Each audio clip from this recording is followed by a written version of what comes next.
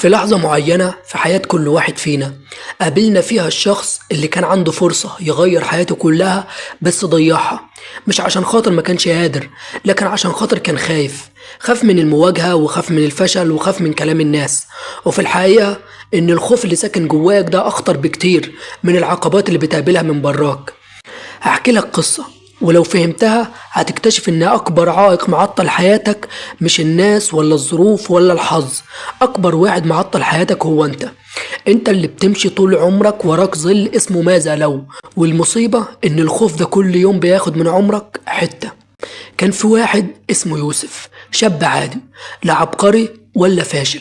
كان عنده حلم صغير، وهو انه يفتح مشروع اونلاين ويبقى مستقل عن اي حد.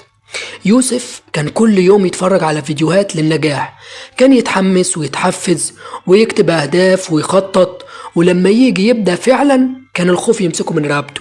كان يقول لك طب لو فشلت، طب لو الناس ضحكت، طب لو خسرت فلوسي. لحد ما في يوم قابل شخص معروف.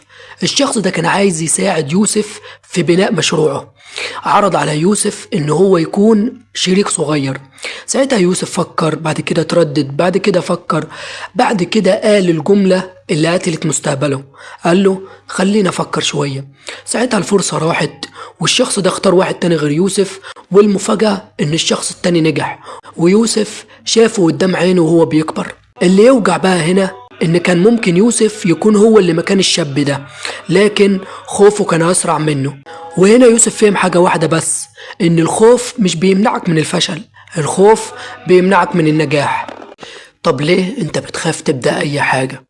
اول حاجة لان الدماغ ما بيحبش المجهول، بيفضل الألم اللي يعرفه عن النجاح اللي ما يعرفوش.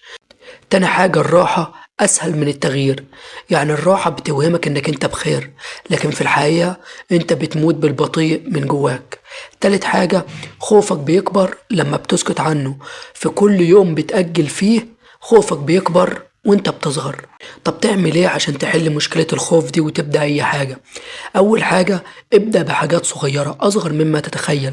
انت مش مطالب انك انت تغير حياتك كلها، انت مطلوب منك تغير يوم واحد بس.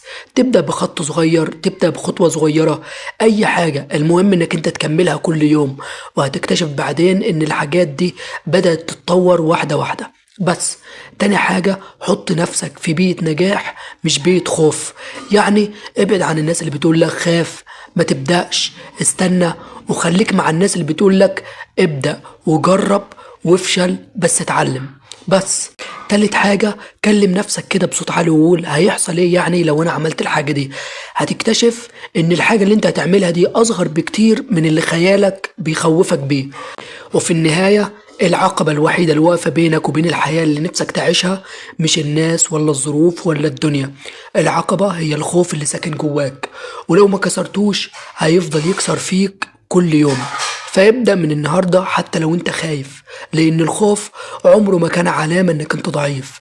الخوف علامة ان في حاجة عظيمة مستنياك على الناحية التانية، وكمان لو استنيت اللحظة المثالية عشان تبدأ فهتفضل طول عمرك مستني. بس كده خلص الفيديو بتاعنا، وما تنسوش تكتبوا الآراء بتاعتكم في الكومنتات وقولوا لنا ايه رأيكم في الفيديو.